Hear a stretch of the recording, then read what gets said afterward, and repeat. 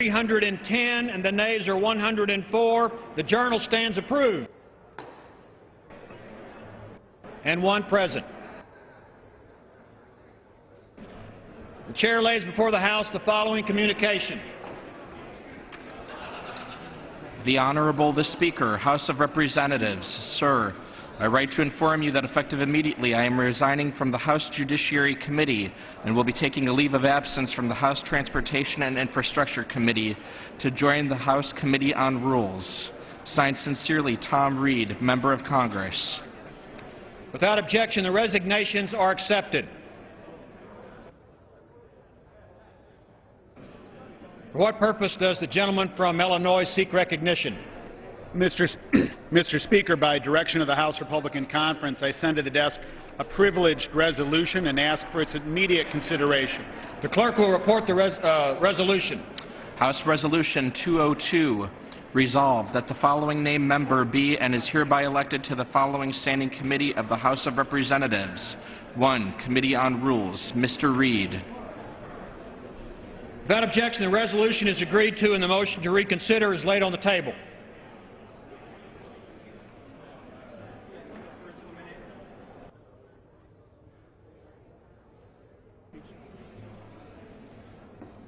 House will come to order. House will come to order. Members will take their conversations off the floor.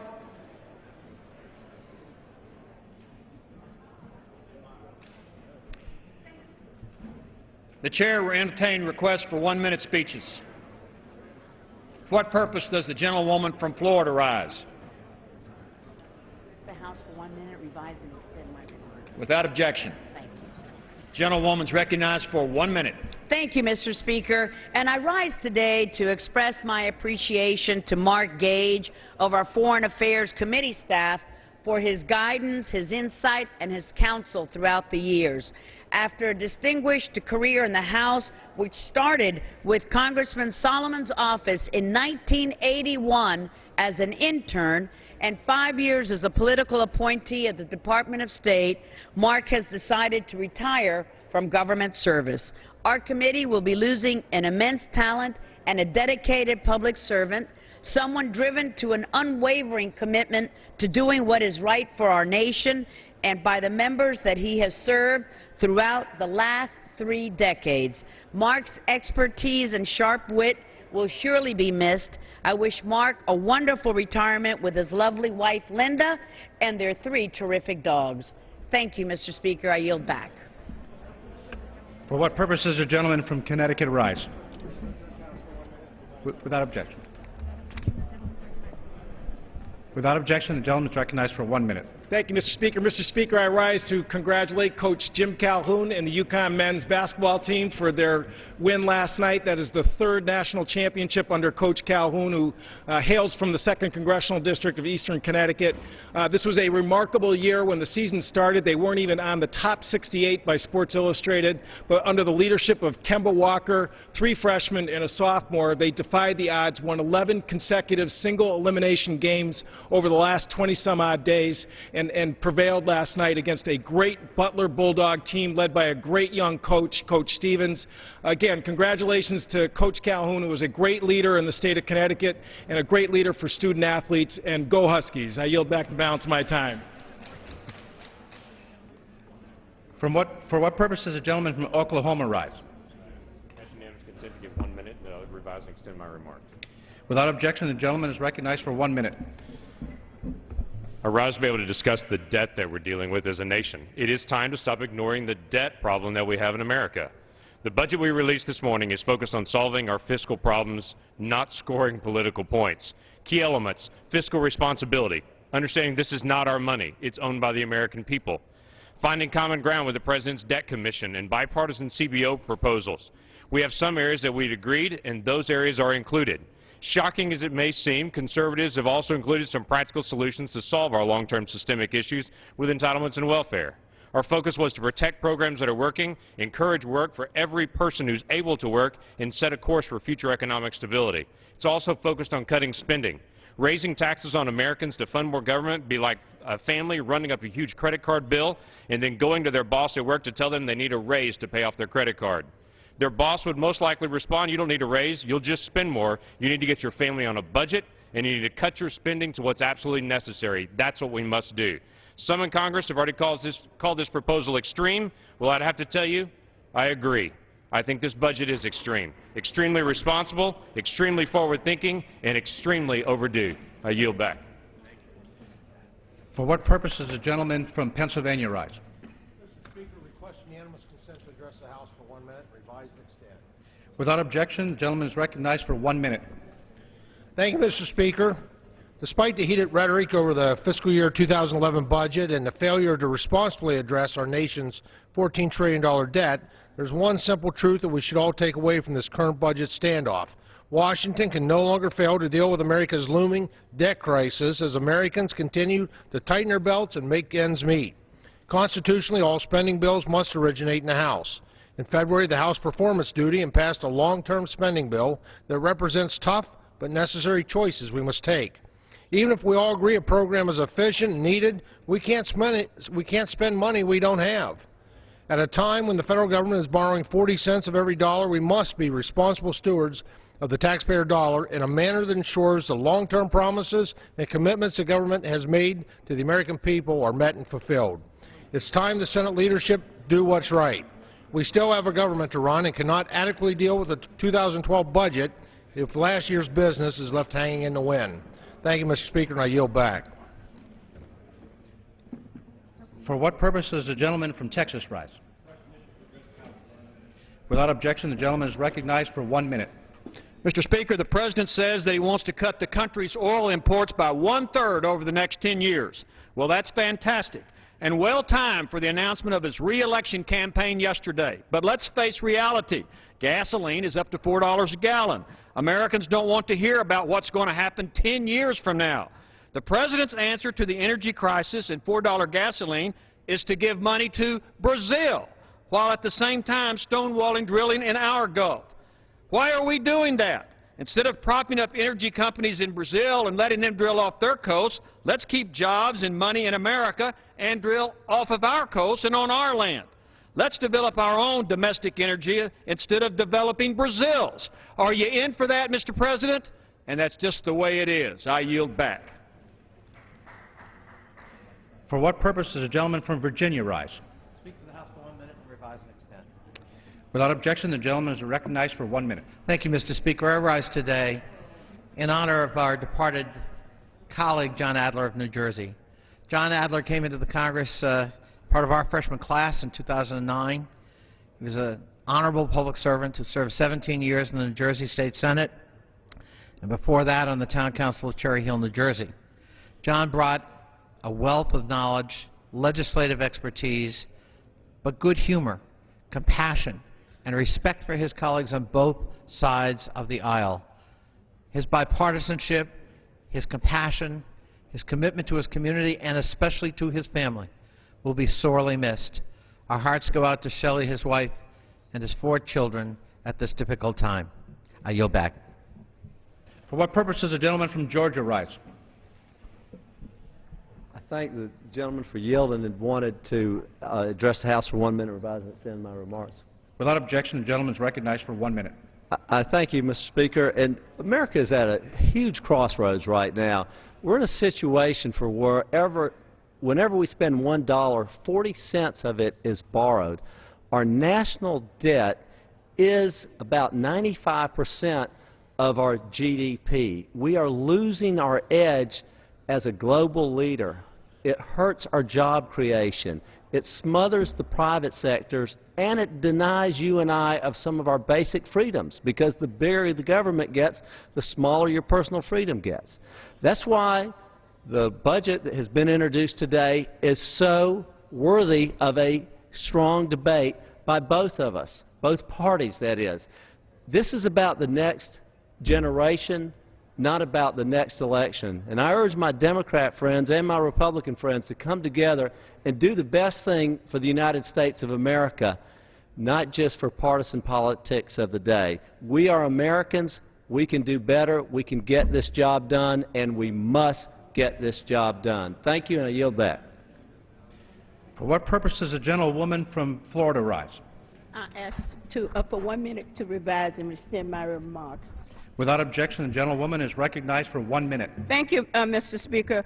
Today in the VA, we had a hearing on how would the shutdown affect the veterans. You know, you can tell something about a country or organization as to how they spend their money. In December, when we gave $700 billion tax breaks to the richest people in the world, then we're worrying about 2 or 3 months whether or not we're going to have money to pay for the veterans' pension or their health care. It is unacceptable. It is unacceptable that we continue practice what I call reverse Robin Hood, robbing from the poor and working people to give tax breaks to the rich. Unacceptable, Mr. Speaker.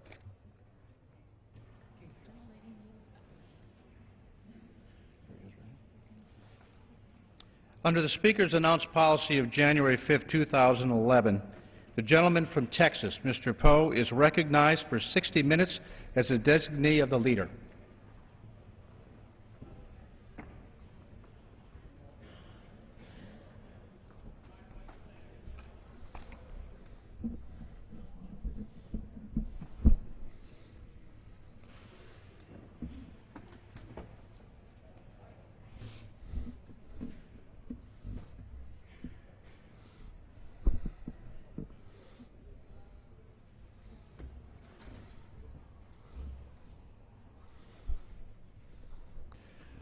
Thank you, Mr. Speaker.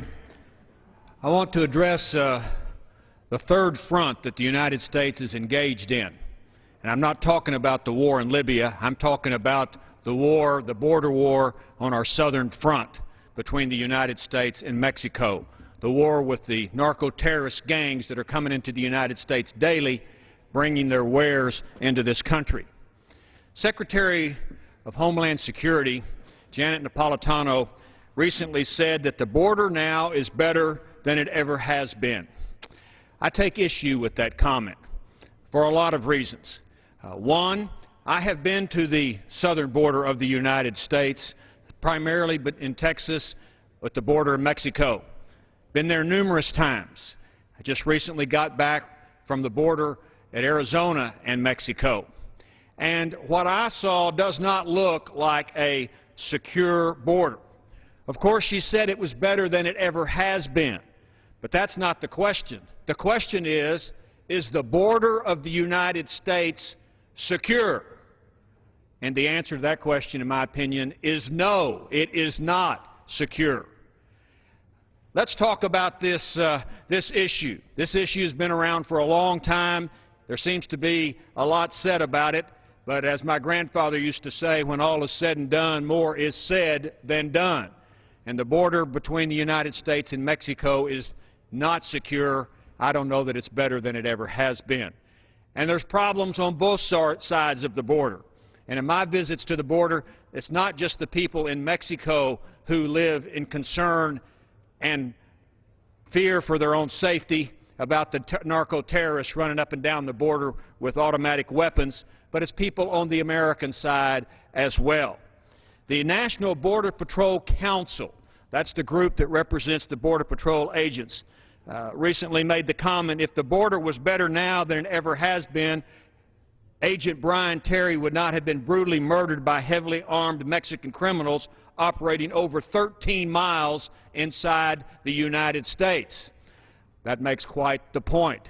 Just recently, in the last 24 hours, 2 Americans that live in Mexico but work in the United States and have worked in the United States for some years were illegally crossing at a regular port of entry, and they were gunned down in Mexico while they were waiting to cross into the United States. 2 Americans murdered.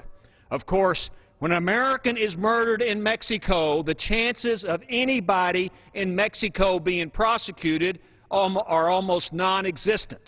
Last year, 65 Americans were murdered in Mexico. I know of no case where anybody in Mexico was held accountable for those crimes, because the crimes are out of control in Mexico.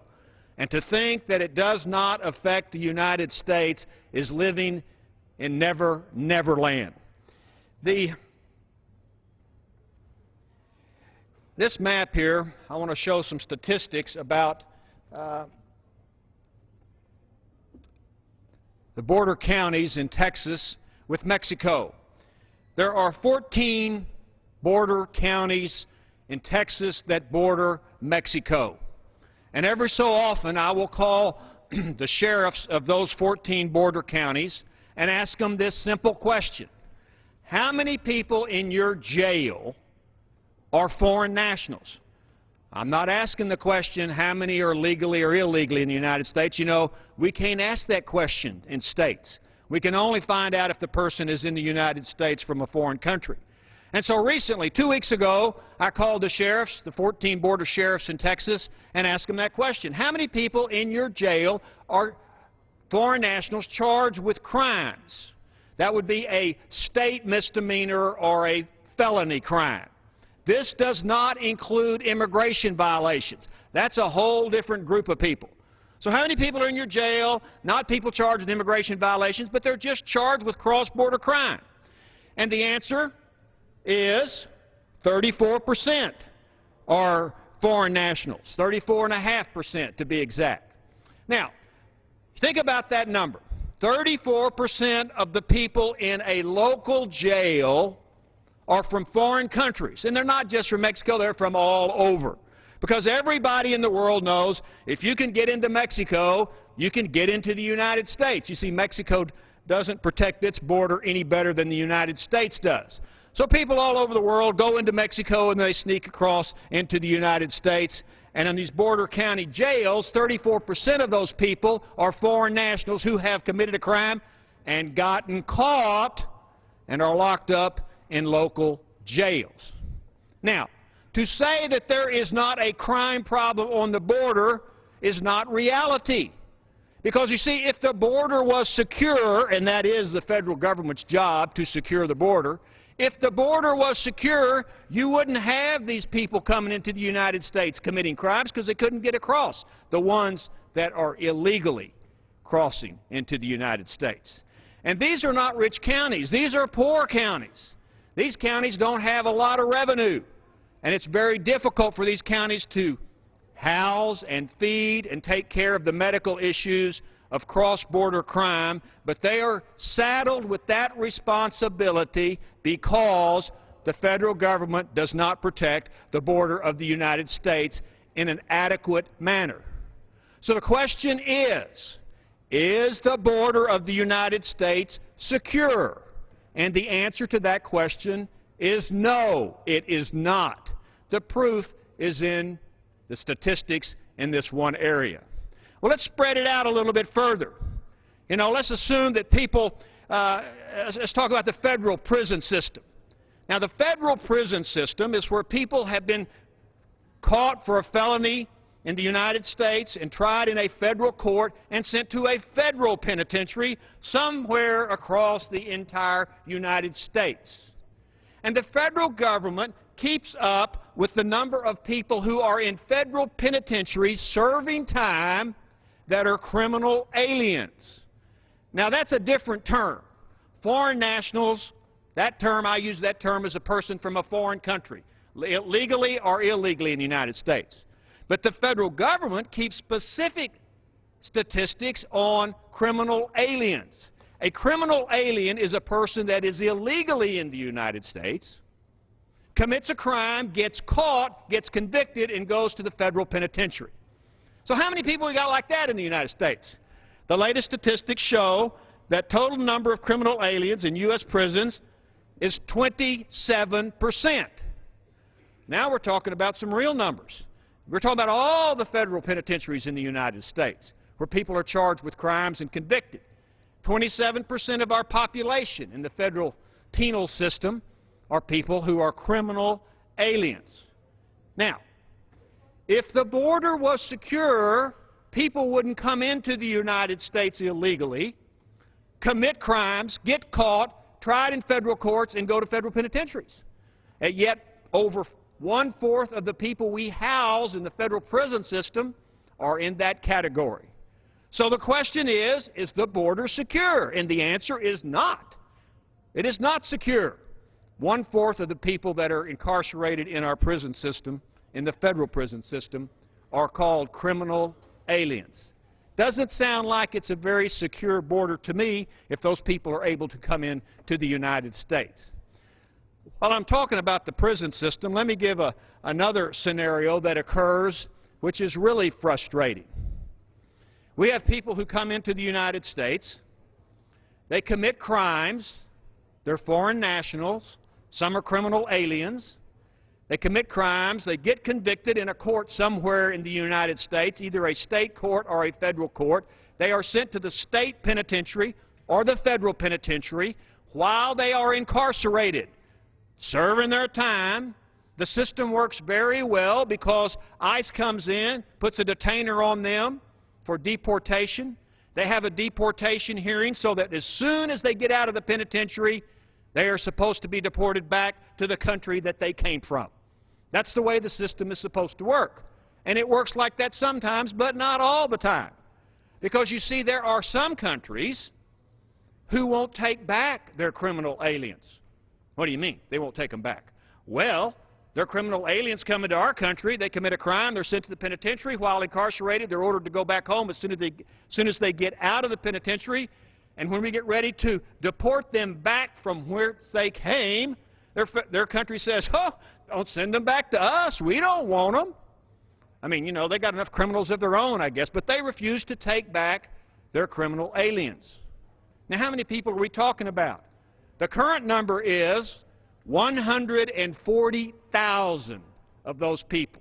140,000 people from foreign countries, committed crimes in the United States, ordered to be deported back, and their countries refuse to take them back. 140,000. So what happens to them? Well, under our Constitution, we just can't keep them in jail after they serve their time. So after 6 months, where they're not deported after their time is served, they are released into the United States because their country won't take them back. Well, who are those countries? Well, there are a whole lot of them. But the top 5, you'd never guess this, but China is in the top 5. You know, our good buddies, the Chinese, who own most of our debt, our great trading partners, they don't take back their criminal aliens.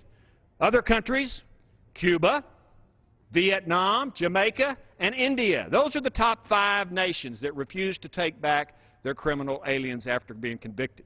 So those 140,000 people continue to be our problem because their countries don't take them back. If the border were secure, those people would never have gotten in the United States to begin with to commit crimes. And now we're stuck with those individuals. We need to have a consequence for those countries that refuse to take their lawfully deported criminal aliens back. Those countries should have some type of consequence for failure to take their lawfully deported individuals back. I'm not sure what that would be, but we must consider all of our options, including if those countries receive any type of foreign aid, we shouldn't give them foreign aid. You don't get foreign aid if you don't take back your criminal aliens.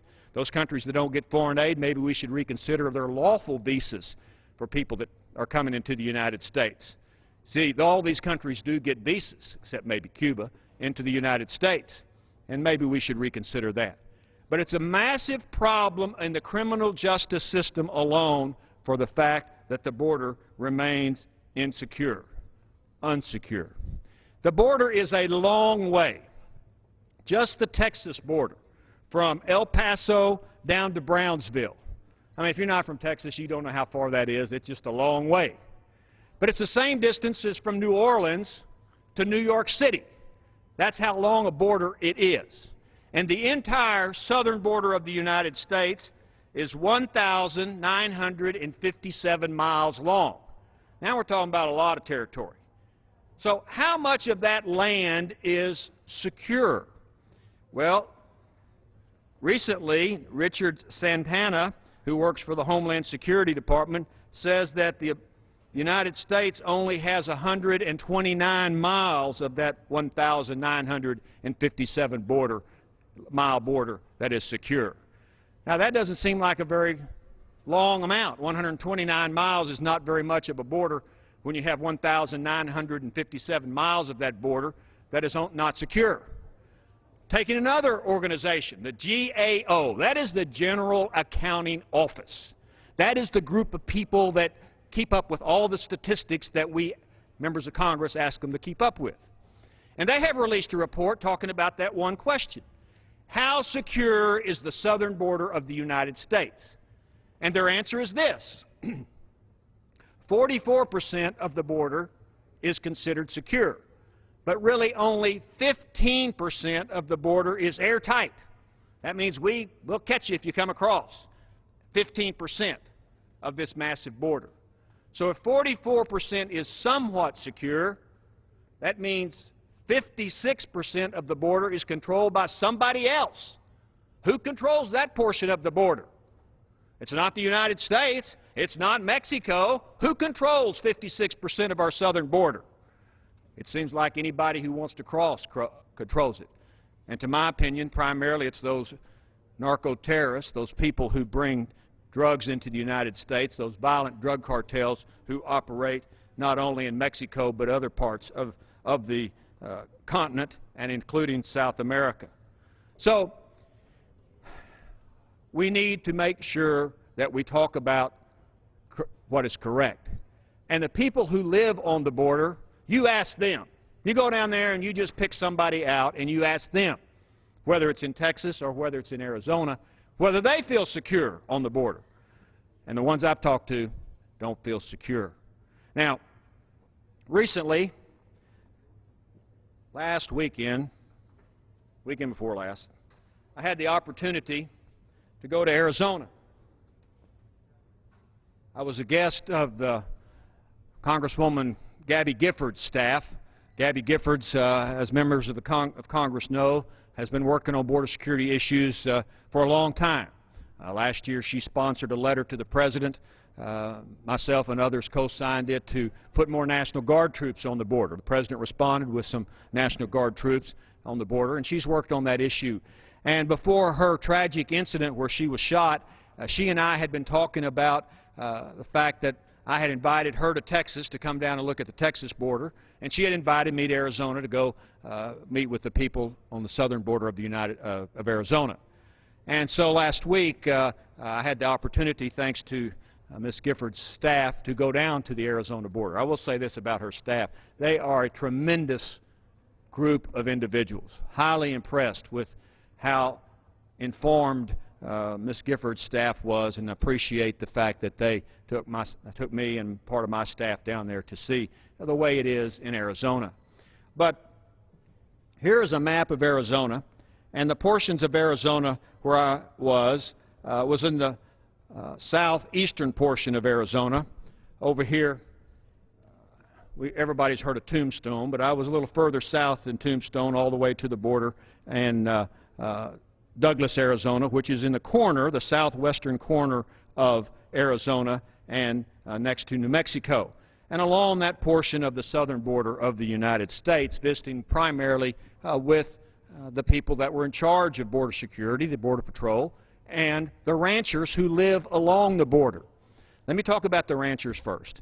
One of those ranchers, Mr. Krentz, a year ago was murdered on his ranch, apparently by illegals coming into the United States. He was gunned down and killed. The culprits that committed that crime, by the way, have not been brought to justice.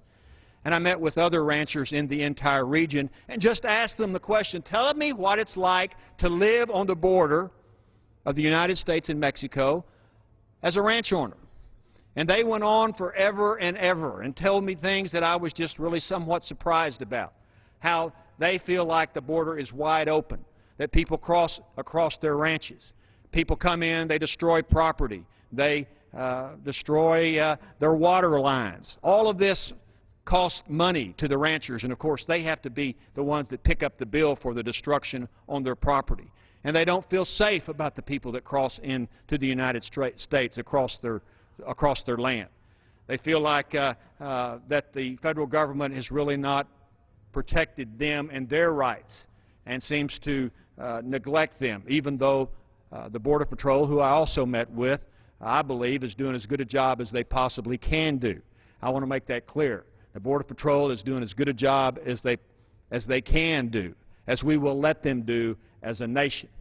And they are trying to protect the border the best that they possibly can. And so I talked to both groups. But in reality, the people who live there are very concerned about their own safety and the consequences they have to pay for people illegally coming into the United States. I heard something that was kind of surprising to me. When illegals, not all, but when some come into the United States and they're captured by Border Patrol, some of them ask the question, are they in the 9th Court or the 10th Court? And I said, what are they talking about, the 9th Court or the 10th Court? Well, what they're talking about is the 9th Circuit Court of Appeals or the 10th Circuit Court of Appeals. You see, the 9th Circuit Court of Appeals, that is a federal appellate court, has jurisdiction that includes Arizona but goes up to the New Mexico border. And so when illegals cross into the United States near New Mexico or Arizona, some of them ask the question, am I in the 9th Court, which would be in Arizona, or the 10th Circuit Court, which is jurisdiction is New Mexico. And the reason for that, in my opinion, those two courts have different reputations about enforcing the rule of law on the border. And of course, those that cross into the United States hope they are caught, and the 9th Circuit Court of Appeals would eventually have jurisdiction over their case, when in their perception it's a much more friendly court to folks who cross in illegally than the 10th Circuit. So I thought that was somewhat interesting. They're also given, when they come into the United States, if captured in their property, some of them you will find a whole list of things and places they can go. The churches that give them sanctuary, places that they can go for medical help. And they are given in a very organized way what they can do when they come into the United States. And that's provided, in some cases, by the coyotes that make money off of those immigrants who come into the United States, because immigrants have to pay the coyote money. And sometimes the coyotes and the drug cartels all work together, because you see, drugs and people are going north, and money and guns are going south, because you see Mexico doesn't protect its border any better than the United States does. But in any event, while I was down there in the corner of Arizona, I learned firsthand about the seriousness to the ranchers, the people who live on the land, their concerns about the fact that they believe that the border is not secure. In reality, they have to worry about their own safety on a daily basis.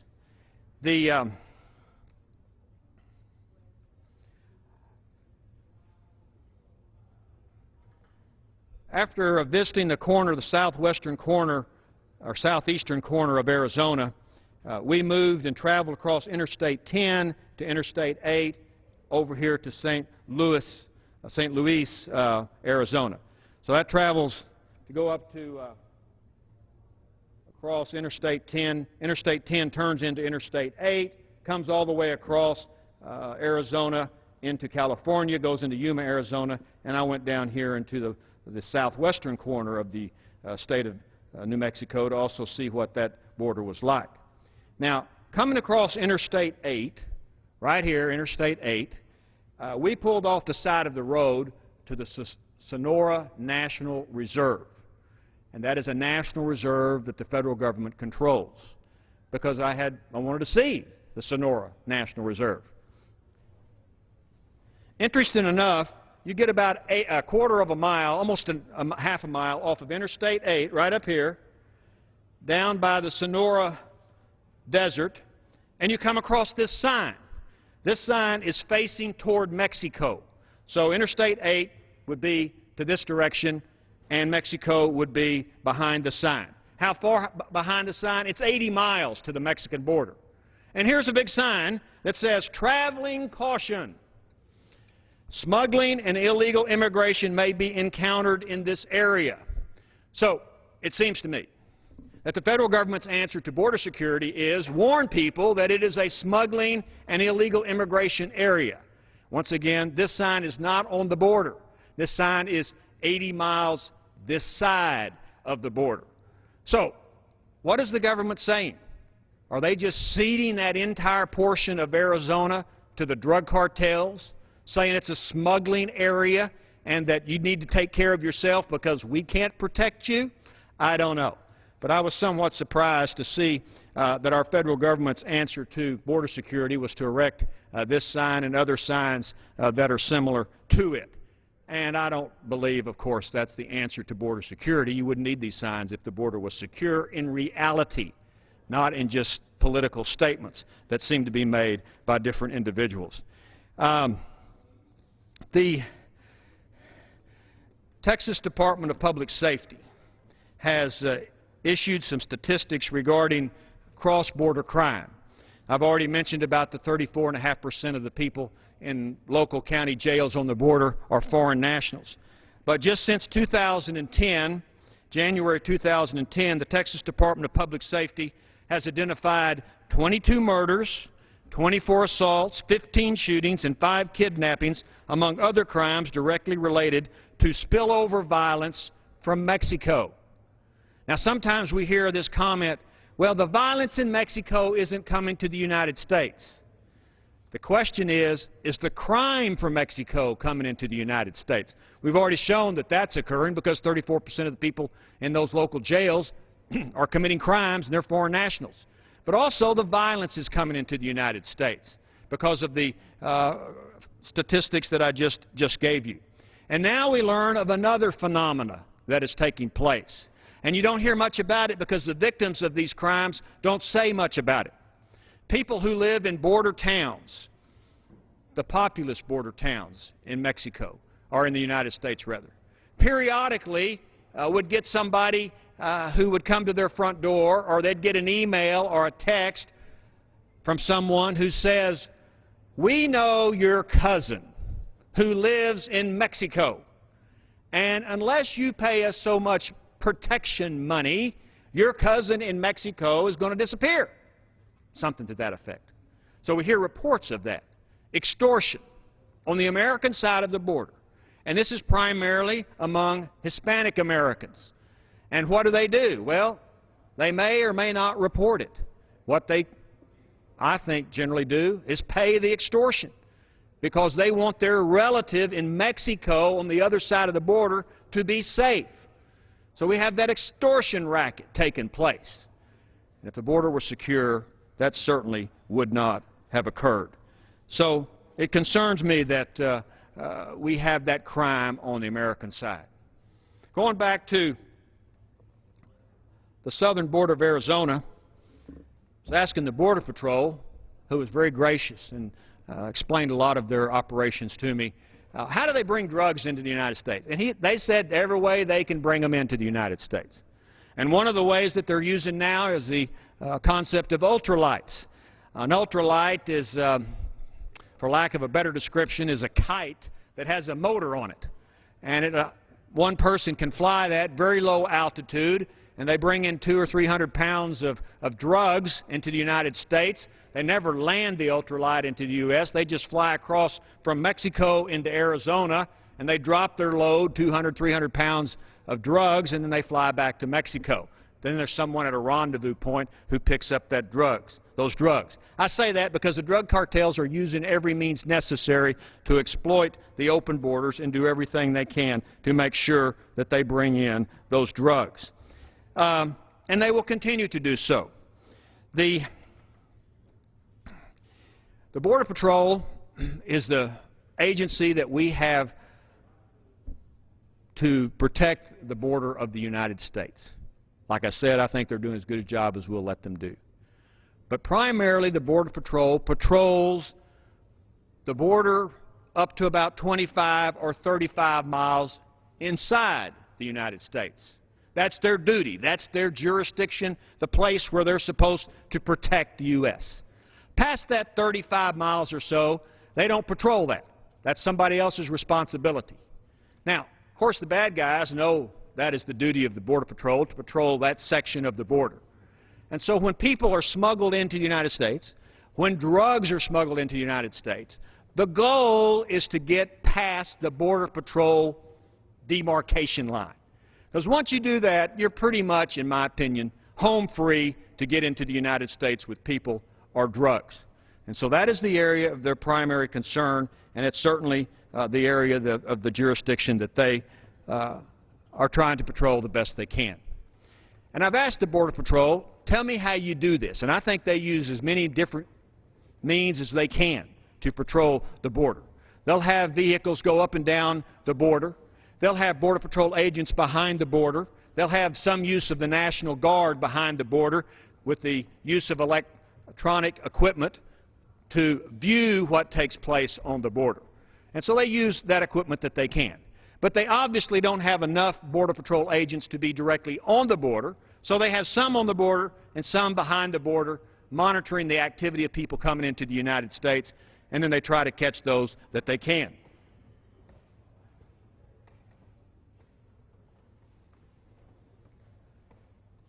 When I was visiting with one of the Border Patrol agents, this is a photograph of one of their vehicles. It's a typical Border Patrol vehicle that patrols near the border of the United States and Mexico. Now, Mr. Speaker, you notice that this vehicle has steel mesh on a windshield. It has steel mesh on the side windows. It has steel mesh even above the lights, the red lights, on top. So I asked the Border Patrol agent that drives this vehicle, explain to me this steel enclosure you have on your vehicle. And he said, here's what happens. We will drive close to the border, and as we get close to the border, there are people on the other side of the border who, when they see us, they start throwing rocks at us. They throw them over the fence, and if we don't have this protection, these rocks, and they're not little bitty pebbles, these are rocks. They throw them over the fence and break the windshield. Border Patrol agents are injured. They do that for various reasons. One of those reasons is a diversion. They will try to divert the attention of a Border Patrol agent at one location so that other folks illegally can sneak in to the United States. Now, we don't hear much about assaults on Border Patrol agents except unless somebody is murdered, which has occurred. But in the last couple of years, assaults on Border Patrol agents by people illegally coming into the United States is about 1,000 a year. 1,000 assaults on Border Patrol agents a year in the last couple of years. And they're by every means necessary, including the rock throwers who try to injure Border Patrol agents. So you can see the relentlessness of some people who want to come into the United States. They violate the law, of course, by coming here illegally, but they'll continue to violate the law and take on our Border Patrol agents, even by assaulting them, so that they can sneak in to the United States. So it seems to me, Mr. Speaker, that maybe we need to refocus on the primary mission of the federal government and its responsibility. The federal government does have the responsibility under the Constitution to protect the American people. And the United States government should do that. Now, the United States protects the borders of other nations. We protect the border of Afghanistan with Pakistan. We're protecting the Korean border between the two Koreas. We protect the borders of other nations, and we use our military to do it. Why don't we have the same resolve to protect the American border? Both borders, the southern border and the northern border. Because, in my opinion, we don't have the moral will to do so. And we should make sure that we understand that people, and other people should understand, you don't come to the United States without permission. It is the rule of law. You don't come to the United States without permission. Now, we have to solve that immigration issue. That's a different issue. But you can't solve that issue till you solve the problem of people illegally coming into the United States. You know, we're getting everybody. We're getting the good and the bad and the ugly, and right now we're getting a lot of bad and ugly crossing across into the United States. So the rule of law must be enforced by the federal government. That is their duty. Now, many of us do not believe the federal government has secured the border. Obviously, people in Arizona don't feel that way, or feel that way because they've passed legislation to try to protect their own state using state law enforcement. Of course, the federal government's answer to that was, rather than help Arizona, sue Arizona. Take them to court, you know. It's kind of like this sign. Their answer to border security is erect a few signs and sue states that try to protect themselves. Why don't we deal in the reality and make sure that the border is secure and make sure that it's an area that is safe on both sides? You know, by securing our side, we can protect the Mexican side as well and those people. And, of course, we need to work with the Mexican government to do so. They are our neighbors to the south. And while the United States now has decided to go into Libya and spend $100 million, $200 million a week, I don't know, by bombing that country, maybe we should come back home and focus on national security in the United States and spend that money on border security and securing the United States at the border, because it is not secure, in spite of what the Secretary of Homeland Security has said. Border Patrol seems to me to have the mission to secure the border. And I will say again, they're doing as good a job as we'll let them do. But they cannot stop people from coming into the United States, although they're trying to. When they have those vehicles going up and down in front of the border, you know, that keeps people from coming across. We have fences in some appropriate areas. We don't have a fence everywhere, but we have some fencing. But also, the Border Patrol knows they can't stop people from crossing, so they try to catch them if you can. And that's the phrase that I think is our policy. Catch them if you can. In other words, they cross into the United States, we see them, we try to catch them, but once we catch them, they become our problem. And then we have to send them through the entire legal process, as we should, but they are our problem. They become our medical problem. They become our prison problem if they go to prison, if they've committed a felony. And then we have to deal with them, and then we have to try to get them back to the country they belong to, in spite of those countries that refuse to take back criminal aliens. So it's catch them if you can. Why don't we rethink that and prevent people from crossing into the United States? If our policy was border security, not behind the border security, but have security on the border, then people coming up to the border can't get across. Why? Because there are more boots on the ground. And I think we should use whatever we have available. We certainly should use the Border Patrol. But also, maybe we should use the National Guard. We have a few National Guard troops that are down on the border, although they're being relieved, and their primary purpose is not to be on the border, but behind the border, looking at cameras, watching folks cross. Now, that's great to watch people cross, but when they cross and they come in the United States, once again, they become our problem once they've crossed. And we catch them if you can and send them back home if we can. So it would seem to me to be a better use of the National Guard to put them on the border. I've introduced legislation to put 10,000 National Guard troops on the 1,957-mile border between the United States and Mexico, and put them on the border to not allow people to cross into the United States. It is the federal government's responsibility of national security to protect the people, so the federal government should pay for that and get the money out of the Department of Defense or somewhere, reappropriate money to have the National Guard paid for, but put them under the supervision of the 4 state governors so that the governors can control their own border and protect them from entering the United States unlawfully, no matter who it is. I do not believe that we can say our border is secure when the General Counting Office, by their own statistics, say that only 15% of the border is airtight. That doesn't seem like a winning percentage to me. And when they say it, under the best circumstances, 44% partially secure. What does that mean? Well, it's sort of secure, but sort of not. But when you got 56% of the border is wide open spaces for anybody that wants to come back and forth, that is not protecting the dignity and the sovereignty of the United States. So it's long past time we quit talking about border security and actually secure the border from people coming into the United States without permission. Everyone. And to say that the crime doesn't occur in the United States, well, it does.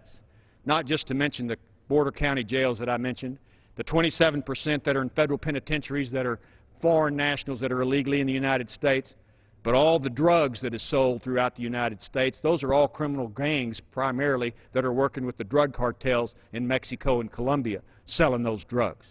So the crime affects the United States.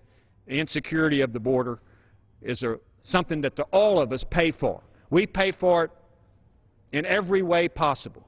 whether it's with health care, whether it's with the education. We pay for it in every way possible. Whether it's with health care, whether it's with the education, we pay for it in the criminal justice system. Americans pay, and legal immigrants pay. You know, the United States has the greatest, the most liberal immigration policy in the world. We let more people into our country legally every year than every other country, or any other country on its own.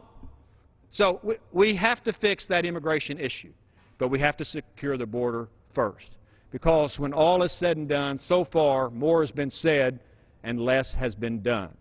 And I urge my members and fellow members of the House of Representatives that we come back home, that we come back to the United States, and we think about the security or insecurity of our borders and make sure that the federal government under the Constitution fulfills its first obligation to protect Americans. And that's just the way it is. I yield back, Mr. Speaker.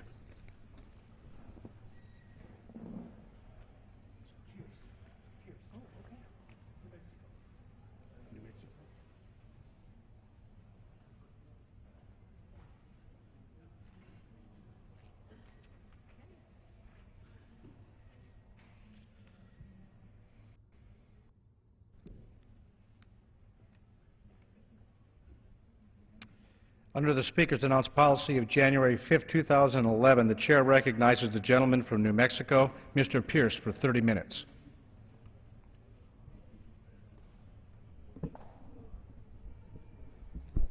Thank you, Mr. Speaker. I rise today to address the House on issues that all of us may not be paying attention to, but all of us should feel are extraordinarily important. We have at this time in our nation's history eased into constitutional concerns for our future. Those constitutional concerns arise in many different areas. For instance, you might not be aware of it, but there's a policy to establish different things which Congress is supposed to establish. And yet right now agencies are taking over those responsibilities, agencies that are taking away the roles and the rights of this Congress, which what that means to our people who vote, citizens who vote, that they will not have a voice any longer in the policy of the United States. They don't have access to unelected bureaucrats. They're not able to affect policy that comes from agencies because they can't elect or unelect those people, because we are surrendering, as the House of Representatives and the Senate, we're surrendering that capability to pass the legislation. A good example is that the Forest Service is closing roads in forests across the country. They're declaring these roadless rules that put off limits much of our nation's forest. If you were to Google the word forest and roadless, you would find all of the articles deal with killing and doing away with timber jobs. The people who are in the agencies have adopted an extreme point of view regarding jobs in this country, and they do not want any timber to be harvested, and so they declare what sounds to be a friendly policy of roadless rules, and the offshoot is that we have no timber industry. In New Mexico alone, which I represent, we used to have 20,000 jobs in the timber industry, and today we have 0. As we look at the problems of this nation, we have to understand that the great pressure economically that we face is because our revenues to the government have diminished. That's because people are out of work. They're no longer receiving income and wages, and they're not paying taxes on those, and so we're now at a deficit in our government. We're spending more than we bring in, and simultaneously we're killing jobs in the forest. You could say, well, we like the wilderness, we like roadless rules, but our government has a process by which this body and the Senate are supposed to declare the wilderness areas, but instead now the head of the Forest Service can actually just declare that those areas are going to be roadless. They're then made into de facto wildernesses, which shut down jobs. But even more, it shuts down your access.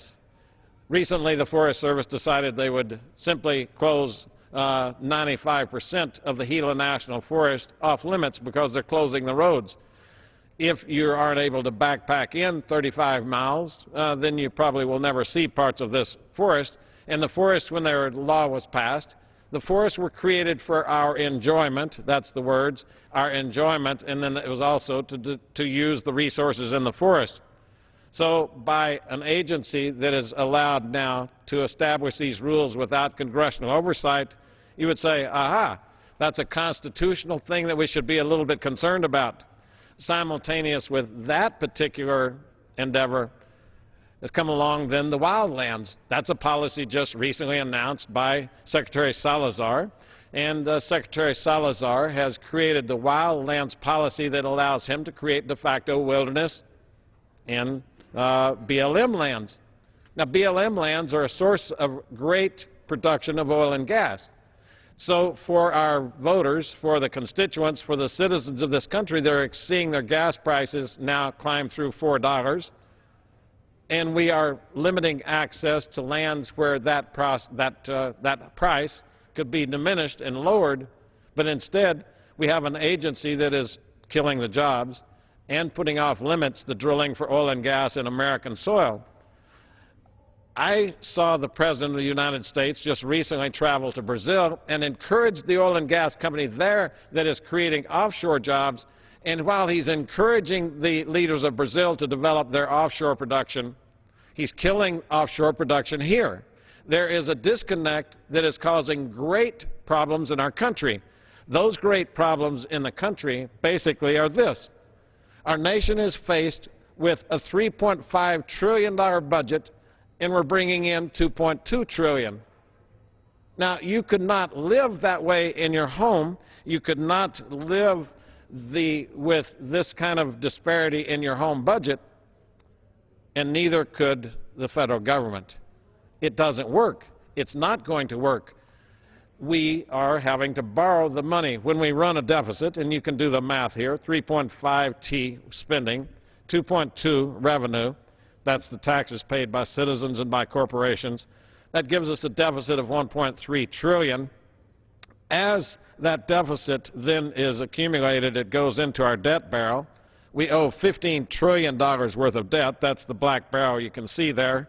Since our nation's inception, since George Washington, we've accumulated $15 trillion in debt.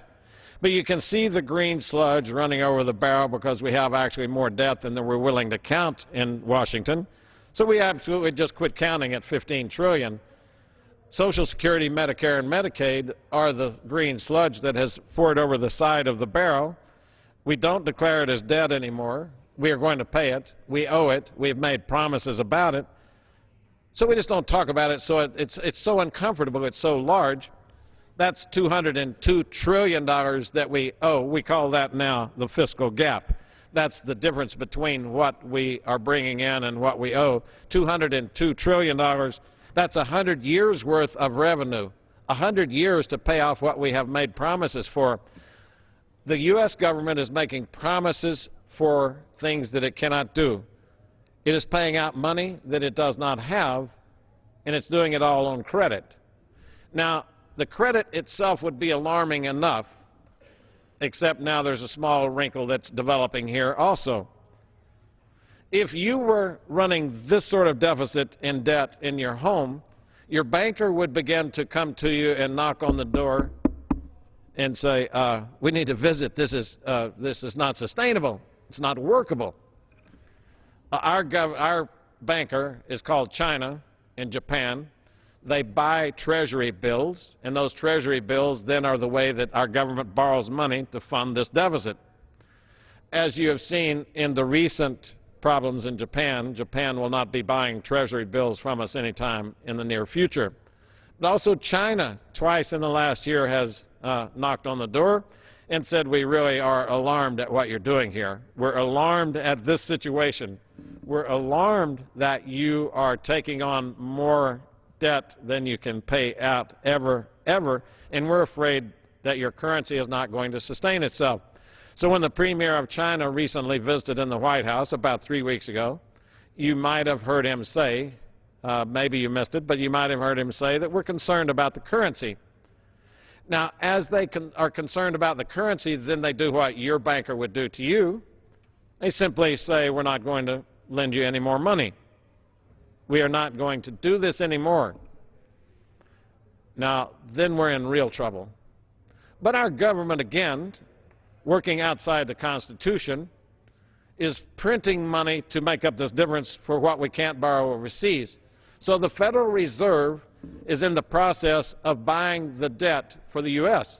The Federal Reserve, we here in Washington give the Federal Reserve money, and then they turn around and they lend the money back on this hand. Now, that would be cool if you could do it for long, and we all dream of the situation where we have an unlimited supply of money coming to us, where we can lend it here and borrow it here, and that's what we're doing to ourselves. This entire sequence then is made complete if you look at the chart in the upper right-hand corner, and we see that the whole game fails. Just as the Soviet Union collapsed economically, President Reagan viewed that if he could cause them to spend more than they brought in, he could collapse their economy. President Reagan assisted and helped with the rest of the world the collapsing of the Soviet economy and the ultimate collapse of that entire country, the breakup of the Soviet Union. And so now then we are doing it to ourselves. We're making those promises that we cannot keep. We're killing jobs that should not be killed on behalf of roadless rules and on wilderness. And we're accomplishing the funding of a government by the Federal Reserve, which has basically no oversight by Congress. So as citizens and taxpayers contemplate what that means for you, when the government prints money, it begins to devalue the currency that you have in your pocket. If you have $100 in your pocket and the government prints $2.6 trillion, let's say, then the money in your pocket becomes worth less. That is, we have not created any more wealth in the country. All we created is more paper money. It's like in the monopoly games when you suddenly start getting more and more properties. You know that's monopoly. Well, this has become monopoly money that our government is doing here. And so you would notice, if you're watching, that the price of food is going up, both in this nation and worldwide. In fact, many of the disruptions across in other countries, Egypt, Libya, other countries in Africa, those disruptions were caused by the shortages of food, and people were suddenly finding that the cost of food was outside their reach.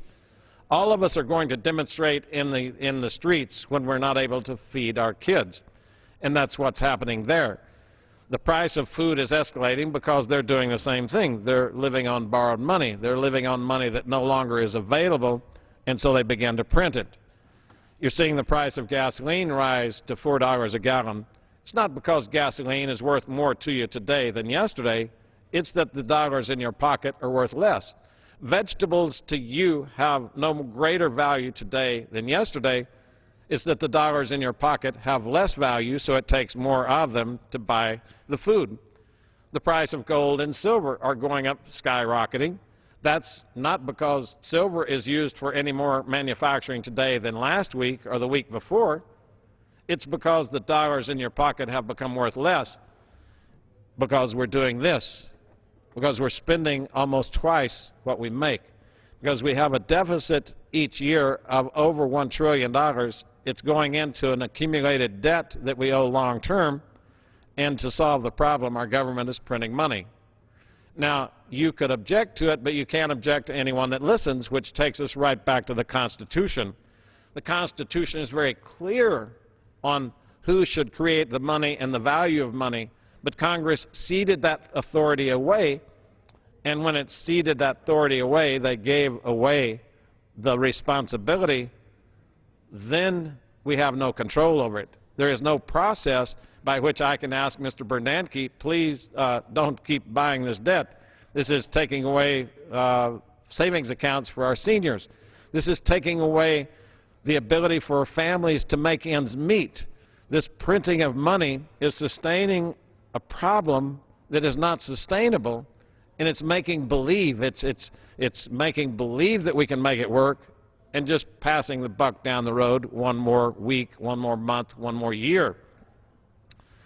The real sadness is that if we begin to do the things that are within our reach, if we simply begin to allow the cutting of timber, and I do not diminish the need to protect our environment one bit. I don't think we should clear cut. I don't think that the spotted owl should be allowed to go extinct, but I do believe that we should create jobs and simultaneously protect our environment and simultaneously protect the species. It's a false choice that we've been given the last 30 or 40 years that says you've got to give up the jobs in order to protect a species. That's management of our entire country for single species. I think that's a mistake. That mistake is playing out here as we export jobs overseas that traditionally would have been here in this country. Oil and gas production is one. Timber production is another. If you read the quote above me, Daniel Webster in the wall above us said, "Let us develop the resources of this land." That's a quote that is here on the wall of this House, and they're visualizing in an earlier period in our history that our great resources are there to be developed, and that's what will make us jobs, that's what will make us be able to have homes, be able to move into new forms of transportation. Whatever this country has done has been available because we had jobs and we had economic status in the country. And yet some believe that that economy should be diminished and given away around the world. I don't believe that we should average our standard of living down to the rest of the world. I believe that we should average the rest of the world's standard of living up toward ours. But if we were simply to create jobs, then a magic thing happens. It's not magic at all, but every person that comes off of unemployment then does not receive these government checks. Instead, they're down here making a wage and paying taxes. So every time we hire one more person incrementally, we decrease the amount that our government is spending, but we increase the amount that our government is taking in. And so employment, the creation of jobs, is not sort of a random possibility for us. It is an absolute necessity if we're to avoid this breakup of our economy that's projected down the road because of the way that we're living now. The Constitution is the agreement between the people and the government. Our founding fathers came from Europe where they were living under monarchies. Our founding fathers came from Europe where they had seen the excesses, they had seen the monarchies rule every single aspect of their life. When they got to this country, they were fearful of a government that was too strong, so they visualized this contract called our Constitution between the people and the government. The purpose of that contract was to keep the government in check, to keep the government's powers limited and small, and to increase the powers of the individual. That gave us the liberties that we have so well trumpeted and used as a guiding light for the rest of the world. Liberty and freedom are the great assets of this country. It's not our wealth. It's not the houses that we live in. It's the ability to choose for ourselves. And that's what our founding fathers wanted to protect in this contract called the Constitution. And that is what right now in Washington, agencies are walking past that Constitution as if it has no meaning. When it has no meaning, the individual, the voter, the person who just goes to work every day begins to have less and less rights, and the government begins to take more and more rights away from them. We see an alarming case in the issue of Libya. Now, I don't support Colonel Gaddafi at all in his reign, in his service, but I do wonder about a nation that will step aside from the rule of law and take the fight to Libya. We have in this country an act called the War Powers Act, which describes circumstances that say there are issues when a president might be able to want to commit troops, but our Constitution doesn't quite give him the right without congressional approval, but we're going to allow it in certain instances, and then he can come back to Congress for approval. Just last week, we heard the administration, Secretary Clinton came and addressed members of this body, and Secretary Clinton said that they had fully complied with the War Powers Act. Now, that's untrue because there are three very definite requirements for the War Powers Act, and we're not facing any of those. There were no U.S. soldiers that were attacked. The President said, with all respect, he said that this country is different. Well, this country is different because we have a rule of law, and we have a Constitution, and we abide by it, and we transport freedom. And when we begin to walk away from that freedom, then we walk away from the essence of the country. So he committed troops from the U.S. into actions in Libya with no clear and apparent reason, with no constitutional basis for doing it, and even the rule of law was simply ignored.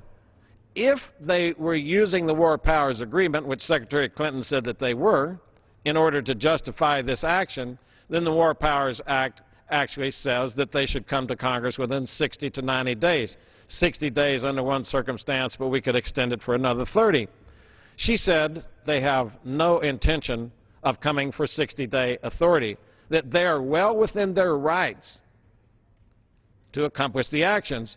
So by itself, it would be alarming, but when you put it in the context of agencies who are willing to create de facto wilderness in the roadless rules of our forest, the agencies that are willing to say we're going to create wild lands, that is, de facto wilderness without congressional approval in the BLM, and now we're going to go to war without complying with the Constitution or with the laws that are on the books of the land. Now then, that should be an alarming trend no matter which party you're in. Now then, this is about America and that essential agreement between the people and the government called the Constitution. The rule of law is what differentiates this country from other countries. The rule of law is what protects the rights of citizens. The rule of law is the essence of what made this nation great, because the government cannot come in and take private property from individual citizens. They can't just go out on their own and begin to make rules. And yet that's what we're finding is happening at an alarming trend right now. The downside to all of that is economic. You can say, well, I'm not much interested in all that constitutional stuff and the Founding Fathers. That might be possible. But you cannot not ignore what is going on in the personal lives of individuals right now, struggling with the economic situation that is cast on them by decades of spending in Washington that is beyond our ability to sustain. If we're to look at this debt, this $15 trillion in the barrel, it's instructive for us to consider how that debt originated. You could take the time from George Washington up to President Bush, and we accumulated in that George Bush II.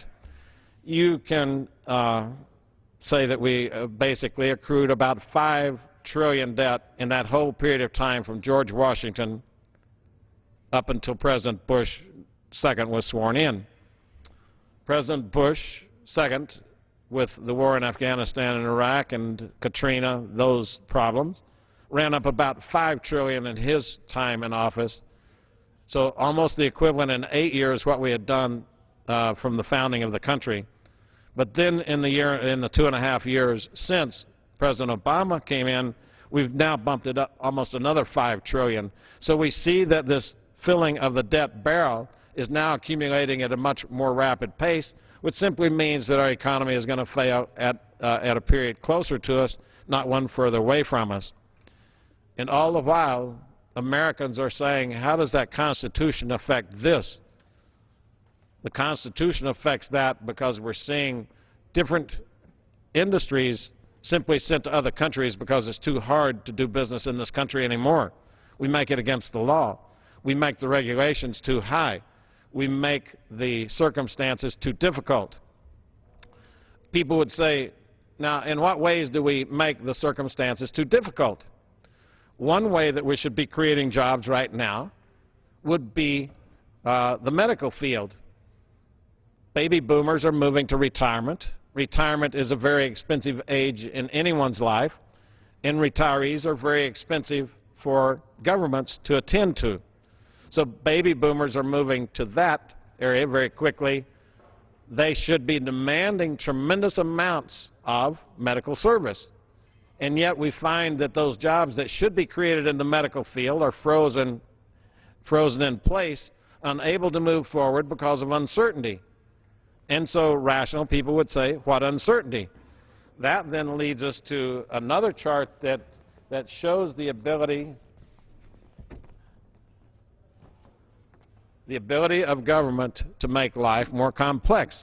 This is the medical system now since the passage of Obamacare, since the passage of that 2,200-page bill. It created new agencies, new institutions. You can consider yourself at one end of the chart and your physician at the other end, and you have to make your way through and touch the appropriate agencies before you get to see your doctor. Now, this is the reason this chart would cause anyone to sink back in horror and say, that's not what I wanted. I just wanted to check up to see if I'm okay with my local doctor. It is this chart that is then creating uncertainty in the minds of the healthcare field, and they're saying, we're not sure how this chart affects us, so we're simply not going to get into that new line of work. We're not going to expand and put money into research to create those jobs in the medical field because we have to go through so many pieces of this equation, and we're just going to let it sort itself out. This is always the problem with government. Government will build in processes that just simply can't be overcome.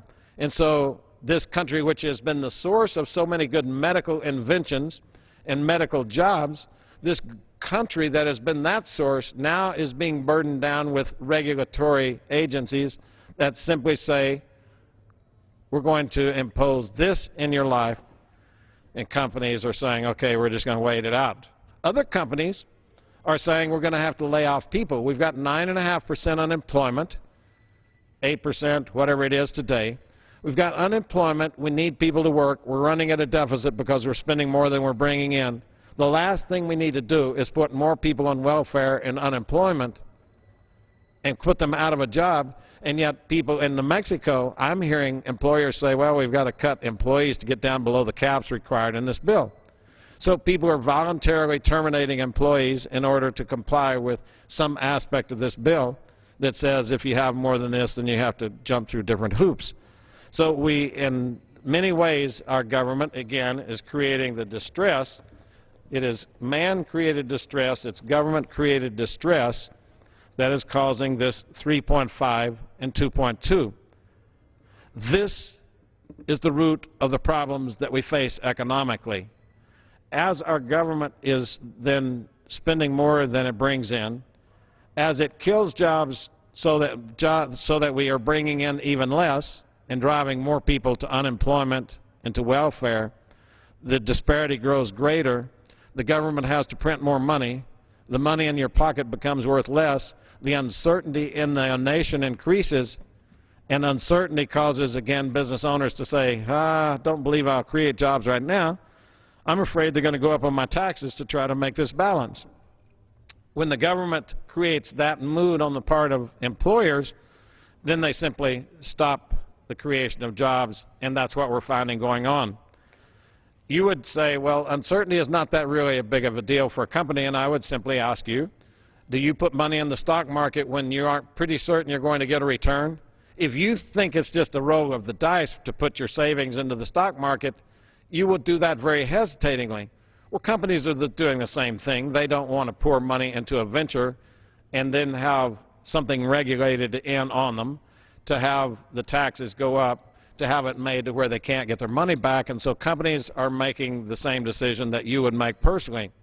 Now, recently the President complained about, 6 weeks ago, the President complained that companies are hoarding cash.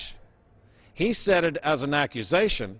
It is a true thing that companies have tremendous amounts of cash right now, but they're afraid because of the regulatory environment.